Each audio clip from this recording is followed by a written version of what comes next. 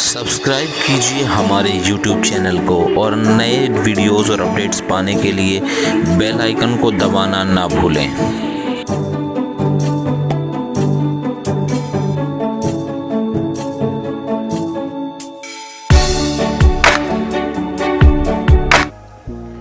So hello and welcome dear student, कैसे हैं आप सब? उम्मीद है बहुत अच्छे होंगे। आज एक और नई वीडियो के साथ हम आपके साथ हैं, जो कि वीडियो रहने वाली है आपकी पोएम जो है, ठीक है। पोएम है on grass hopper and the cricket, ठीक है। इस पोएम के ऊपर आज हम आपके लिए लेकर आए हैं इम्पोर्टेंट पॉइंट्स और समरी, ठीक है, जिसको आपको समझना है और इसी से आपको अपने क्वेश्चन आंसर्स के लिए भी तैयारी करनी है, जो क्वेश्चन आंसर आते हैं पोएम के लिए, और इसको अच्छे से समझना है। तो चलिए शुरू कर लेते हैं इस पोएम को, ठीक है। तो इसमें लिखा है, in this poem the poet has describe about the poetry of earth has never ended. तो इस पोएम में पोइट हैज़ डिस्क्राइब, पोइट ने दर्शाना है, डिस्क्राइब किया यानी व्याख्या करी है, about the poetry of earth, जो हमारे जो अर्थ है ना, जो भूमि यानी पृथ्वी है, उसके पोइट्री यानी कि उसकी कविता की हैज़ नेवर एंडेड, जो कि कभी भी एंड नहीं होती, यानी वो कभी भी ख़त्म नहीं होती, ठीक है। वो हमेशा जीवित रहती। It still alive in harsh and harshest condition. तो ये बुरी से बुरी कंडीशंस में भी लगातार बनी रहती है। क्या? पोइट्री ऑफ अर्थ यानी जो कविता है पृथ्वी की। कैसे? ध्यान देंगे, when all the birds and singing creatures council themselves among the cooling trees because of hot summer. जब सभी पक्षी और जो सिंगिंग क्रिएचर्स होते हैं यानी गाना गाने वाले जो कीड़े मकोड़े होते हैं, वो कंसील हो जाते हैं, वो अपने आप को छुपा लेते हैं अमंग द कूलिंग ट्रीज, ठंडे पेड़ों के पीछे, because of the hot summer, ठीक है, गर्मी ज़्यादा होने के कारण।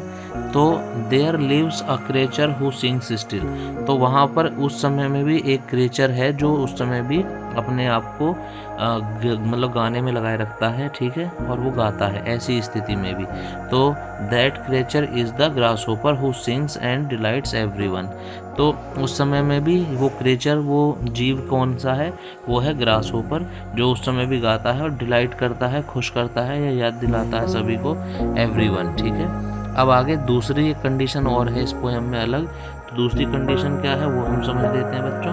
दूसरी कंडीशन ये है, ध्यान देखिएगा ज़रा यहाँ पे, कि यहाँ ये बात बताइए कि वहन, जब all the birds fly out and become fainted because of cold winter, कि जब सभी पक्षी भयभीत हो जाते हैं और उड़ जाते हैं कोल्ड विंटर यानी कि बहुत ठंडे जाड़े की वजह से, there lives a creature who sings still. तो तब भी एक ऐसा जीव है, एक ऐसा क्रिएचर है जो तब भी गाता है। That creatures is the cricket. तो वो क्रिएचर जो है वो क्रिकेट है, ठीक है।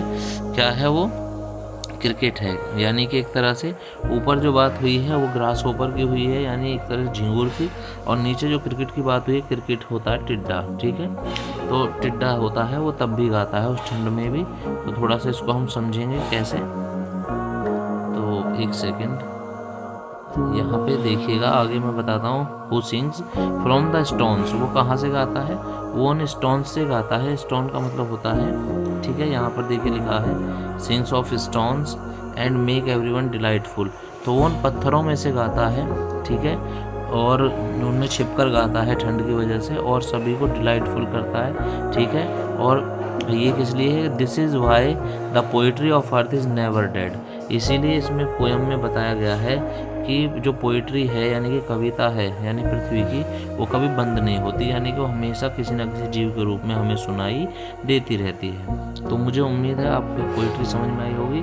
आप चाहें तो इसमें से इम्पोर्टेंट पॉइंट्स निकाल सकते हैं, जैसे कि ये वाली लाइन इम्पोर्टेंट है, ठीक है, और ये सारी ही लाइनें इम्पोर्टेंट हैं समझने के लिए। तो इनमें से आप अपना एक माइंड मैप तैयार कर सकते हैं आसानी से, ठीक है प्यारे बच्चों। तो मुझे उम्मीद है आपको ये वीडियो, ये समरी बहुत पसंद आई होगी। हमने आपके लिए समरी बनाई है क्लास 8th के जो बच्चे हैं उनके लिए इंग्लिश में, ठीक है। ये पोएम है, तो मुझे उम्मीद है आपको पसंद आई होगी। अगर पसंद आई है तो वीडियो को लाइक करिएगा, और नए हैं तो चैनल को सब्सक्राइब कर लीजिएगा ऐसी ही इंटरेस्टिंग वीडियोस के लिए, ठीक है। और हर शाम 8 बजे हमारे चैनल पर लाइव क्लास होती है, तो उसको भी ज्वाइन करना बिल्कुल ना भूलें, और अपने फ्रेंड्स के साथ शेयर करना बिल्कुल ना भूलें।